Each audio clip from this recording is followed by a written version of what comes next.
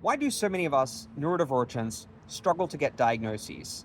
Well, because of structural ableism, the system is set up in such a way as to prioritize the needs and norms of neurotypicals.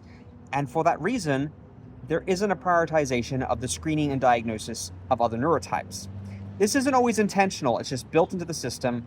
It's not necessarily malicious, it's just that a society that's designed according to the norms of the majority is likely to prioritize those norms and then to marginalize everybody, whether intentionally or not, including people who are neurodivergent.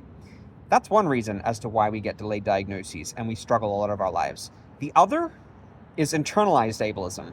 So we've internalized the idea that we're somehow inherently defective, unlovable, unworthy, shameful because of our differences, because of unsuccessful social or academic or interpersonal encounters or interactions or experiences. We start to believe that there's something must be wrong with us because we're struggling so much. Everybody else seems to be having an easy time with it, and then people criticize us and judge us, and they have a moral indictment of our social missteps and treat us in such a way like we are pariahs. And we start to believe that message, whether it's openly conveyed or it's implied, that we are somehow defective. Something is wrong with us. Why else are we struggling when nobody else seems to be struggling the way we are? And that internalized ableism, that motherload of shame that we accumulate across our lifetime, makes us very resistant to the idea that we should ask or seek out help. If we have done so in the past and had the door closed in our face, and many of us have, because that's a very common experience for people who are neurodivergent, we've sought out help, we've appealed to people and tried to explain in whatever words we could, often not many because we don't even know what the basis of our struggle is. Other people have been dismissive, they've deflected, they've minimized or mocked us, or they just were purely incapable of providing us with any kind of practical assistance or guidance.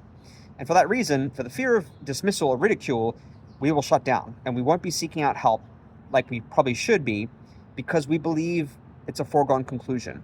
We're just going to get the same response that we have. If there's been a series of negative responses to our help-seeking behaviors in the past, we're going to project into the future and just assume that's what our future holds for us. So why even go to the risk of being vulnerable and seeking help if, again, that door is going to be closed in your face?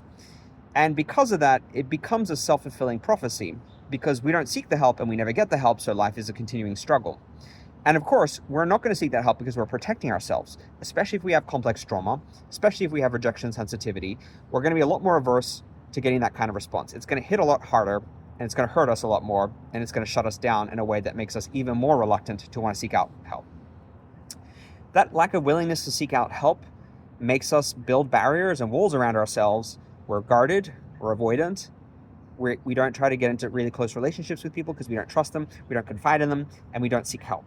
And for that reason, we're less likely to get picked up unless somebody happens to see and notice and name what we're struggling with and why we're struggling with it, or we happen to just stumble across information, decide to research it ourselves, and come to the conclusion that we are neurodivergent.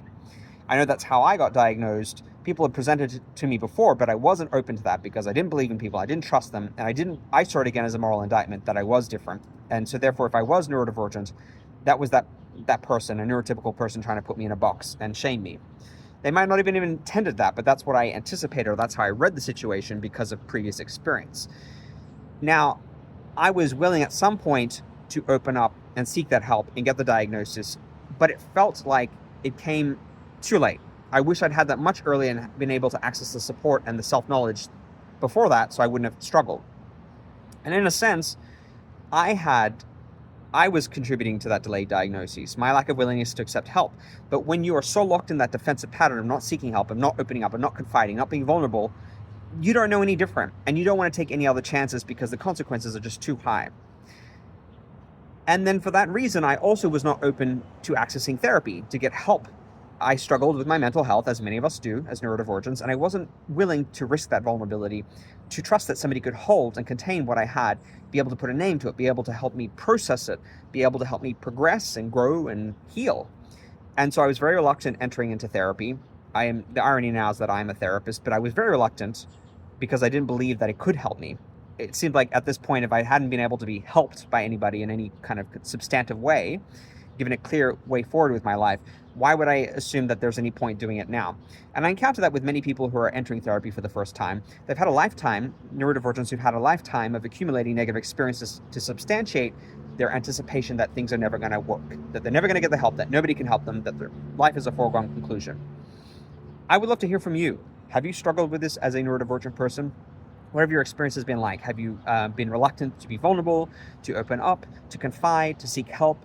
And did that contribute to you getting a delayed diagnosis, to accessing therapy, to getting the support you needed? I would love to hear from you.